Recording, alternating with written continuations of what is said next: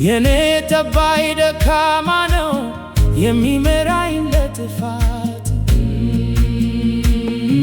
ብርሃን ለሁሉ ፍጥረት አብራለሁ ለሕይወት። በዚህ ብቻ እመራለሁ በብስና ለመግባት።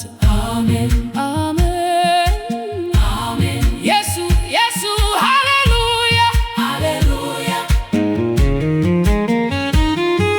እንዴት ያለ ሕይወት ሆነ ለተያዙ በመርገም! ከመከራ ቀንበር ሁሉ በሞተበት ቀን ወጡ።